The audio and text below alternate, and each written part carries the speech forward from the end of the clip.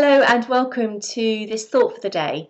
Today I'm going to read and reflect upon a passage from Psalm 103 verses 8 to 18.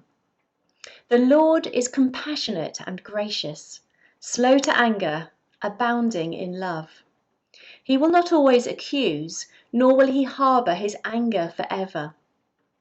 He does not treat us as our sins deserve, or repay us according to our iniquities.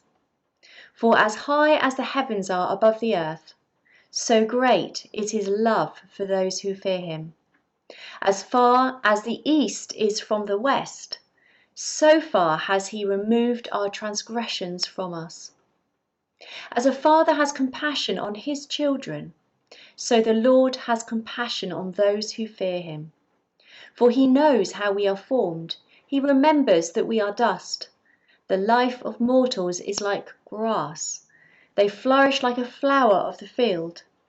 The wind blows over it, and it is gone, and its place remembers it no more.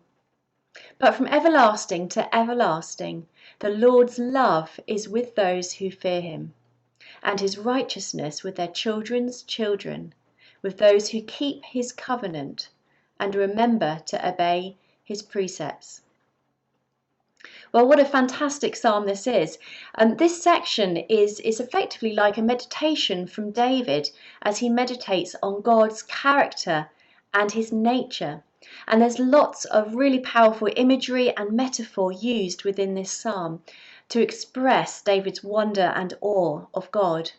So he says God is compassionate and gracious, and his compassion is expressed as that like the compassion that a father would have for his own children.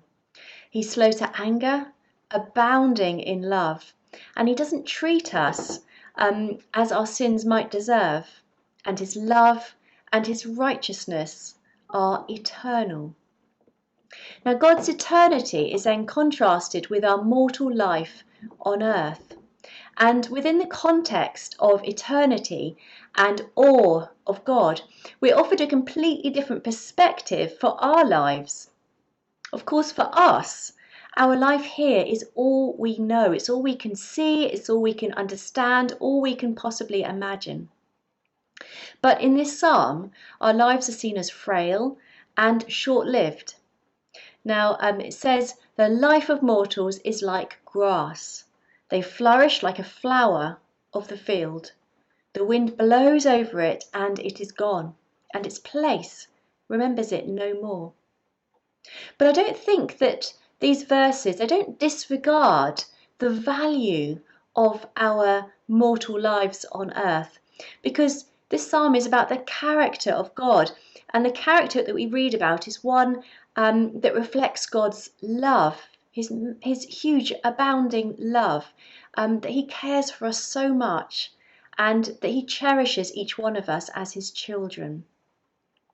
But I think that the metaphor used here, it provides us with an alternative perspective really from the viewpoint of eternity, and that alternative perspective is about the length and the vulnerability of our mortal lives here.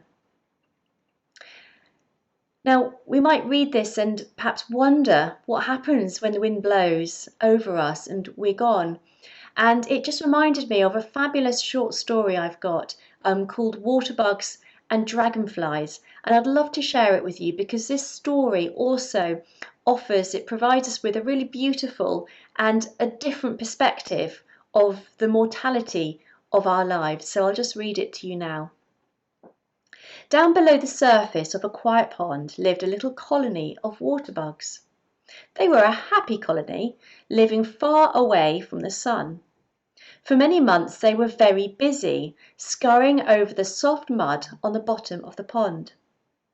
They did notice that every once in a while, one of their colony seemed to lose interest in going about with its friends.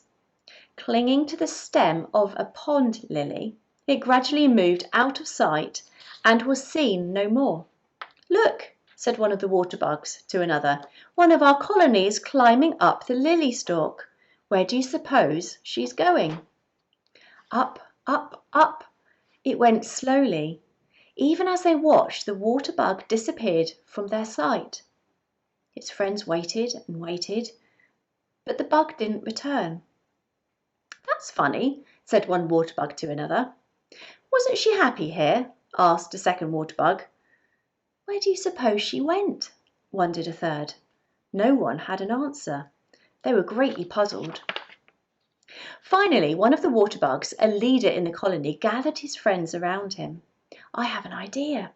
The next one of us who climbs up the lily stalk must promise to come back and tell us where he or she went and why." "We promise," they all said. Then one spring day, not long after, the very water bug who had suggested the plan found himself climbing up the lily stalk.